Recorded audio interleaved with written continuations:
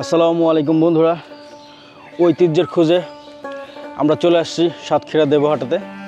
আর এখানে এসে দেখলাম বিশাল বড় এক বট গাছ। এই বট গাছটা অনেকে অনেকভাবে বলে, কেউ বলে 500 বছরের পুরনো, কেউ বলে 600 বছরের পুরনো, আবার কেউ বলে 450 400। আসলে এত প্রাচীন ইতিহাস, এত বহু বছর আগের কথা, শতাব্দীর পর শতাব্দী। হয়তো বা কেউ তার বাপের মুখে শুনছে, হয়তো তার বাপ তার দাদার মুখে শুনছে। এইভাবে কিন্তু বন্ধুরা বংশানুক্রমিকভাবে এই বটগাছের ইতিহাস, বটগাছের এই গল্পটা প্রজন্ম ধরে কিন্তু চলে আসছে। আর এখানে কিন্তু বন্ধুরা প্রচুর সংখ্যক মানুষ আসে দেখতে এই বটগাছটাকে। তো সেই লক্ষ্যে বন্ধুরা আমিও আসছি এখানে দেখতে। আসলে বটগাছটা কিন্তু অনেক বড়। এখানে বন্ধুরা দেখতে পাচ্ছেন আরও কিন্তু অনেক শাখা প্রশাখা রয়েছে। বন্ধুরা দেখতে পাচ্ছেন এগুলো কিন্তু প্রত্যেকটা কিন্তু শিকড়, কালের পরিক্রমায় এগুলো কিন্তু এখন কিন্তু মনে হচ্ছে যেগুলো আসলে গাছের কাণ্ড হিসেবে মনে হচ্ছে, কিন্তু এগুলো প্রত্যেকটাই গাছের শিকড়। তো এখানে কিন্তু বন্ধুরা আরও অনেক মানুষ আসে দেখতে। তো বন্ধুরা আমরা কিন্তু এই বটগাছ দেখতে আসছিলাম, হঠাৎ করে ভাইদের সাথে দেখা হলো।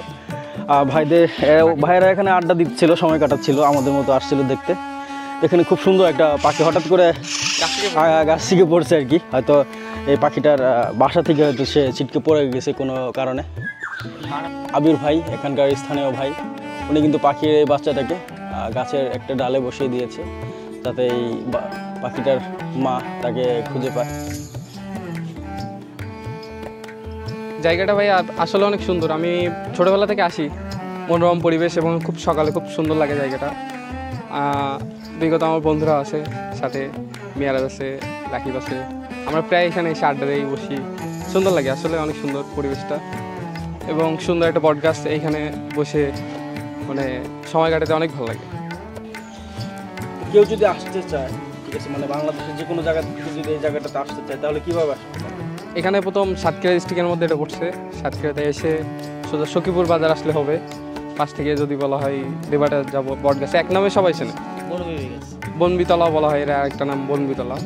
এখানে আসলে সবাই মানে ভ্যানালার কাছে বললে সে এসে নিয়ে যাবে, এখানে এসে দিয়ে যাবে। কাকু ভালো আছেন? এই বটগাছটা কত বছরের, বয়স কত এটা জানেন আপনি সঠিক? 300-র উপরে।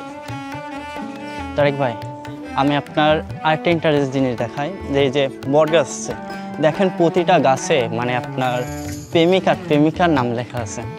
আপনি সব দিকে দেখবেন।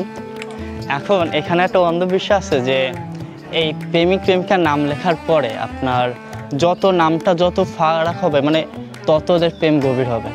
আপনি এটা পুরো ওই গাছটা দেখতে পাবেন। এখান থেকে যত দূর আছে গাছের আপনার আয়তন বা যাই বলেন, পুরোটাই দেখবেন প্রেমিকা জোড়ায় নাম লেখা আছে।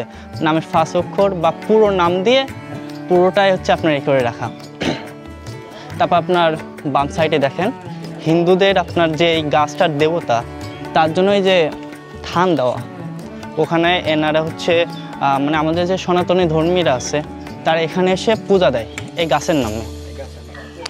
ঠিক আছে ভাই, অসংখ্য ধন্যবাদ। হ্যাঁ, ঠিক আছে ভাই।